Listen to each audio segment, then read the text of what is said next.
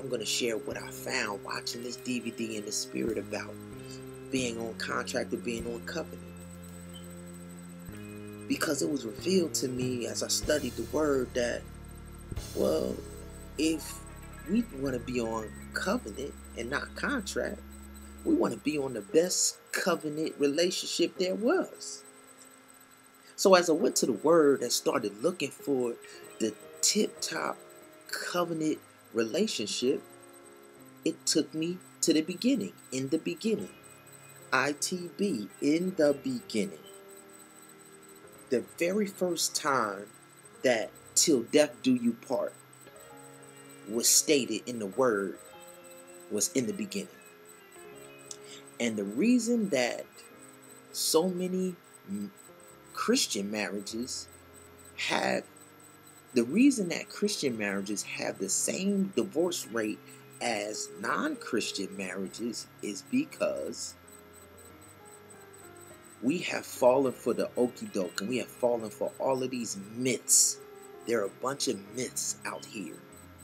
But when I watched this DVD in the spirit and analyzed being on contract or on the covenant, and I went back to the beginning and looked at the very first time the covenant was established between man, woman, and God, Adam and Eve,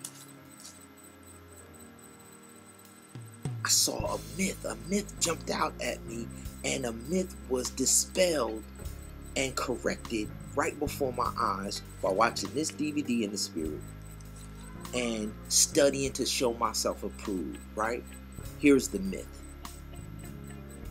The myth that has been taught over and over to me, I'm talking about, in my opinion, I've heard a myth over and over again about that first covenant. The myth that I've heard a million times is that Adam blamed Eve for the fall.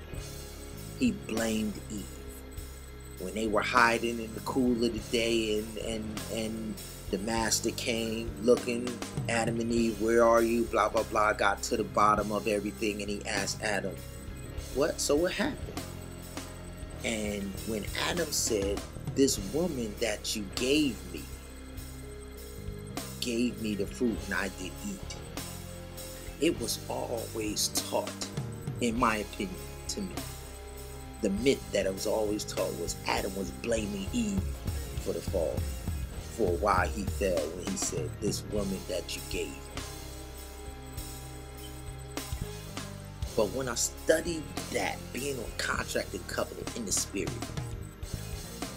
one of many, many, many things, and I'm going to share all of the points that I learned, but this is one of the main myths that was dispelled. Adam didn't blame Eve. Adam claimed Eve.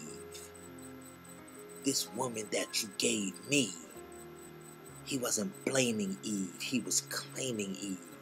He was saying, till death do you part. This woman that you gave me, this flesh of my flesh, this bone of my bone, this rib, this one that when I saw that every other animal had to help me and I didn't have one, and then you gave me this woman that you gave me the fruit. So I ate it, because till death do us part. If she has to die, I have to die. If she gotta go, I gotta go. Yes, I know you could start all over again. I got many, many other ribs. I know you could take another one and redo the process and instead of Eve, give me Sherry. Instead of Eve, give me Cynthia. But I don't want Cynthia. I don't want Sherry. This woman that thou gave me, Eve, she's mine. Till death do us part. If you gotta kill her, you gotta kill her. The whole women's liberation movement happened right there, because that was redemption. Eve was redeemed. That's why the marriages is falling apart. Y'all don't have triple-double marriages. Y'all not putting up a triple-double because y'all blaming instead of claiming. You blaming Eve instead of claiming Eve. Eve was redeemed at that moment.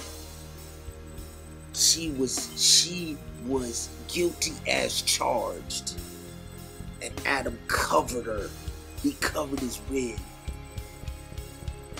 And they made a covenant there with the master. The covenant. They was on a covenant relationship between each other and their master.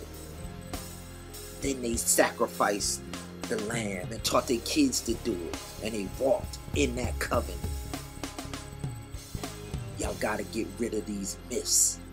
These myths of marriage. You're teaching it all wrong.